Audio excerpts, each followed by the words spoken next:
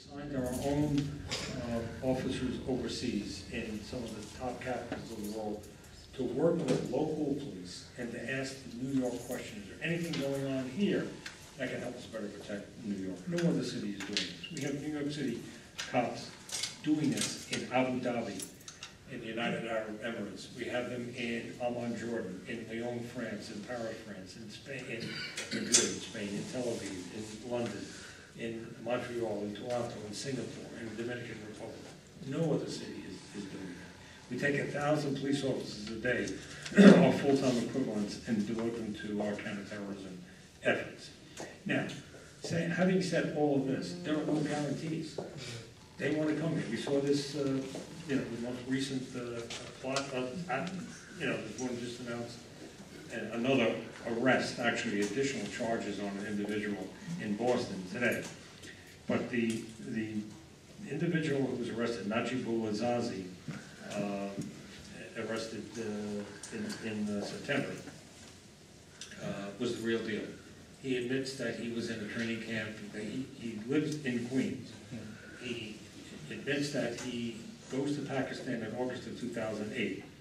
He spends 4.5 months there, and he says he goes to the training camp. He learns how to make bombs, and he writes it down in his own handwriting.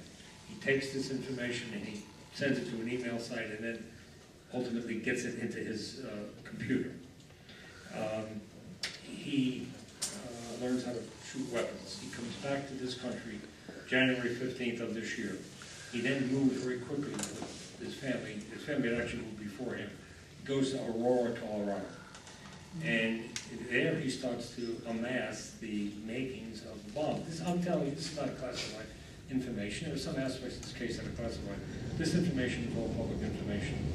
He then goes to he's working on accumulating these materials.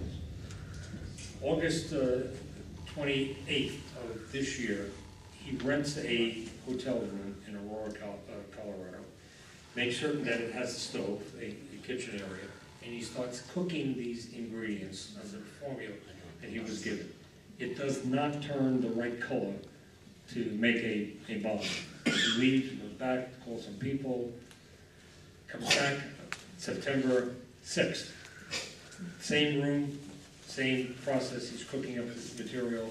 It turns the right color on September 8th. He immediately gets in his car, or shortly thereafter, and drives within a day and a half, 1,800 miles from Colorado to here, New York City, to be here in this city. Now, what he does, and again, this is public information, he has his computer and he leaves it in his car. And he goes downtown and he has a meeting with someone. So this is now September 11th. He goes downtown, but he has his computer. We, NYPD, FBI, take his car, take his computer, take everything out of it, drain everything out of it, put the computer back in the car. He comes, he shows up, the car is not there, he reports it stolen to the police. We tell him, hey, it only had one plate on the car, we had it confiscated from the car. He says, yeah, but you're going to have one plate in Colorado. And, oh yeah, okay, fine, you're right. So we give him the car back with the computer. He doesn't know that all the information is taken off his computer. So he goes to Colorado, and the FBI interviews him, and he, lies as to what's on the computer and what he's done. That's which is a violation of federal law. And that's why he's been arrested, and there'll be other charges, I'm sure, are coming down the pike. But I just tell you that because we've had 8 other plots against New York City that have been reported. So if this is the real deal, we have a lot of protective layers in place protecting us, but there are no guarantees. And there are young people like that who want to come here and hurt us. There seems to be a supply of it. We're doing a lot, probably in terms of terrorism, probably the safest big city anywhere. But the reality is that we're at the top of the terrorist target list. Anyway. Okay. That's it. Anything else? Yeah, can I get a group shot of you and the board there? Sure. Sure. Okay.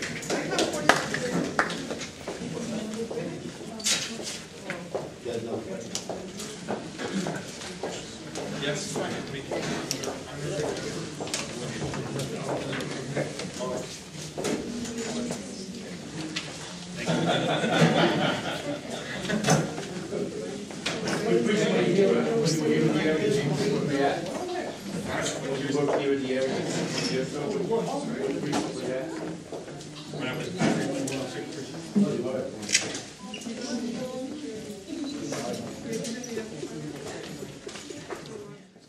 Good, thank you, Chief. Everybody look here, please.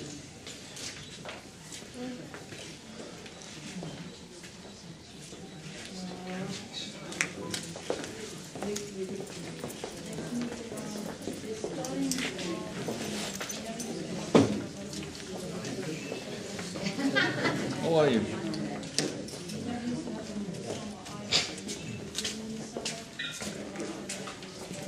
All right.